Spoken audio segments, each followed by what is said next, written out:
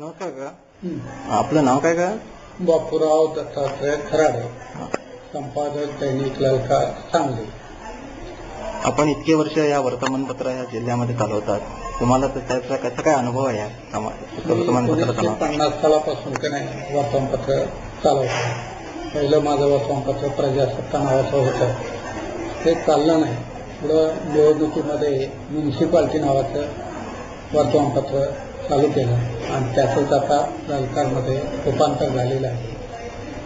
ललकार आता गेली 57 वर्ष नियमित चालू आहे.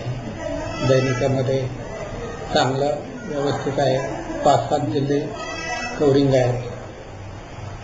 इतके वर्ष तुम्ही आता या वर्तमानपत्र चालवतात, या सांगली जिल्ह्यामध्ये तुम्हाला जाणवलेले काही बदल किंवा सामाजिक बदल असतील, आर्थिक बदल असतील? आर्थिक सामाजिक सर्व बदल झालेला आहे. काय लक्षात तर काय की सांगली हे संस्थान आहे. पूर्वी संस्थान आहे, 48 साली विलिनीकरण झालेलं आहे. त्याच्यापूर्वी हा सगळा भाग खेडे गाव असल्यासारखा होता. पण त्याच्यानंतर साखर कारखान्यांचं वगैरे झालं, जिल्ह्यामध्ये विणलं गेलं आणि जिल्ह्याचा विकास झाला. तसंच शैक्षणिक विकास झालेला आहे, सहकार विकास झालेला आहे, औद्योगिक विकास झालेला आहे आणि सर्व तऱ्हेचा विकास होऊन गेला आहे. म्हणजे लोक सुखी समाधानी हे आहे. काही गुंडगिरी सुद्धा चालते. आपल्यावर जो हल्ला झाला होता त्या संदर्भात काही सांगता येईल का? माझ्यावर 1974 साली हल्ला झाला, अशिरा हल्ला झाला. तर त्याला सीमालढा बेळगाव महाराष्ट्रात यावाचा सीमालढा चालू होता आणि त्याच्याकरता इथं परिषद बोलवली होती. आणि त्याचा मी निमंत्रक होतो आणि निमंत्रक असल्यामुळं हा माझ्यावर हल्ला झाला. हा निर्भीड पत्रकारितेचं तुम्ही जे म्हणता, खऱ्या अर्थाने आता त्याच्यात काही दिसतं का निर्भीडता? पूर्वीची पत्रकारिता आणि आताची पत्रकारिता यात फार फरक पडलेला आहे. पूर्वी म्हणजे ध्येयनिष्ठ पत्रकारिता होती, आता तशी नाहीये. आता धंदेवाईक पत्रकारिता झालेली आहे आणि हे सगळं भांडवलदारांच्या हातात वृत्तपत्राचं नियोजन झालेलं आहे.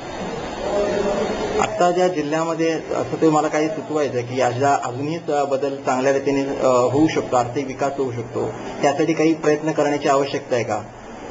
आवश्यकता आहे काय, हे चाललेलंच असतं. त्या याच्यामधून विकास, हे प्रगती वगैरे होतच असते. सुचवण्यासारखं काय नाही, हे आपोआपच घडत असतं. हे काल जे काय होतं ते दुसऱ्या दिवशी जादा होतं, बरोबर, असं ते वाढत जातं. इथले जे खासदार असतील त्यांनी संसदेत कुठल्या प्रकारचे प्रामुख्याने प्रश्न मांडले पाहिजेत असं तुम्हाला वाटतं? जे काही इथे वाटतात आपल्या जिल्ह्याच्या कामाच्या दृष्टीने आवश्यक आहे. कामाच्या दृष्टीनं पाण्याचा प्रश्न महत्वाचा आहे. शेतीसाठी पाणी पाहिजे आणि हा जो पूर्व भाग आहे, जत वगैरे, जत आटपाडी वगैरे, या भागात पाणी नाही आहे. जमीन भरपूर आहे, पाणी नाही. त्याकरता की नाही प्रयत्न झाले पाहिजेत. आणि कृष्णा खोऱ्याचा जो प्रश्न आहे तो पहिल्यापासून जर की नाही व्यवस्थित हाताळला गेला असता तर पाणी मिळालं असतं. ते आता अशक्य आहे, कारण गेली 60 वर्ष झालं हा प्रश्न रेंगाळतच पडलेला आहे, पाणी प्रश्न.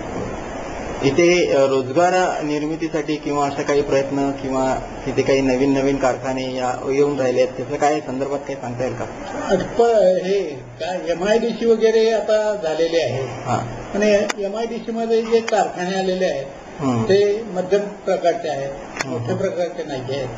मोठ्या प्रकारचे जर कारखाने आले तर रोजगार वगैरे वाढू शकतो आणि हे होऊ शकेल, म्हणजे रोजगार मिळू शकेल. पण तसं कुणी प्रयत्न करत नाही. तसा प्रयत्न खासदारांनी सुद्धा करावा अशी आमची इच्छा आहे. इथे हा जिल्हा तसा पाहिला तर विकसित आणि अन्य खूप राजकीय दृष्ट्या अनेक मंत्री आणि याचा असताना सुद्धा अशा प्रकारची काही कामाची विकासाची जी गती पाहिजे अन्य जिल्ह्यांपेक्षा, जसं कोल्हापूर जिल्हा आहे तसं दिसत नाही आपल्या इकडे. असं काय समन्वयाची गरज आहे का? त्याचं कारण असं आहे की वसंतराव दादा हे इथले नेते, हे 4 वेळा मुख्यमंत्री झाले. त्याने आपल्या काळामध्ये हा विकासाचा जो काही आराखडा आहे तो तयार करायला पाहिजे होता आणि त्याप्रमाणे ते प्रगती व्हायला पाहिजे होती. पण तसं काही घडलेलं दिसत नाही. इथे हे आता जर कोल्हापूर हा रस्त्याला नॅशनल हायवे राष्ट्रीय महामार्गावर असल्यामुळे कदाचित हा विकासाचा दर वाढला असेल.